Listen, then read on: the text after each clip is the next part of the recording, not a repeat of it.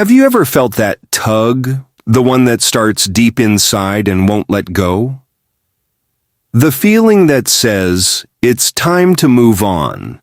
That's exactly what happened to me. I grew up in a small town where everybody knew everybody. The kind of place where the postman knew your dog's name, and your neighbor would drop by with extra tomatoes from their garden. It was safe, it was familiar. But after a while, it felt too small. Every day, I would scroll through social media, seeing images of London, the lights, the people, the energy. I would imagine myself there, walking across Tower Bridge or sitting in a little cafe, blending in with the crowd. The idea became an obsession. So one crisp morning, after saving enough from part-time jobs and with my old suitcase packed, I hugged my parents, waved goodbye to my sleepy street, and caught a train to London. As the train pulled into the station, the first thing that hit me was the noise. Constant. Alive. London buzzes in a way no small town ever could.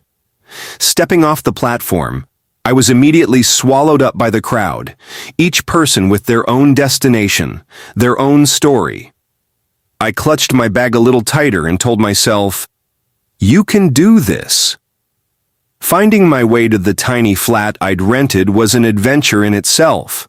The tube map might as well have been written in another language, all those colored lines twisting and turning. And the pace. People seemed to glide through the underground, swiping their cards and stepping on and off trains with military precision. Meanwhile, I fumbled with my Oyster card, blocking the way, cheeks burning with embarrassment. When I finally arrived at my flat, it wasn't exactly what the online photos promised. The walls were thin, the window wouldn't close properly, and let's just say the bathroom left a lot to be desired. But it was mine. My little piece of London. I dropped my bags, collapsed on the squeaky bed, and for the first time, it really sank in. I had moved to London. And the adventure was just beginning. The first few days were strange. I wasn't sure what I expected, but the reality of London life hit me like cold rain. Everything moved so fast. The streets were packed with people who seemed to know exactly where they were going. Meanwhile, I was just trying to figure out which bus to take and how not to look like a lost tourist. I spent my mornings wandering. Google Maps became my best friend, and sometimes my worst enemy. I'd head out with a plan to visit one landmark, and hours later I'd be hopelessly off course, discovering little alleyways and quirky cafes I hadn't meant to find. In those moments, though, I started to fall in love with the city. One day, I made it to Big Ben. Standing there beneath the towering clock, I felt small, but in a good way. Like I was part of something bigger. A city with history, stories, and endless possibilities. It was humbling and exciting at the same time. Later that week, I gathered my courage to visit the London Eye. From the top, looking out over the sprawling city, I realized how massive London really was. The buildings stretched out endlessly, and I thought about how many lives were being lived in that moment. Stories unfolding in every corner. Mine was just one of them. It wasn't long before I started meeting people.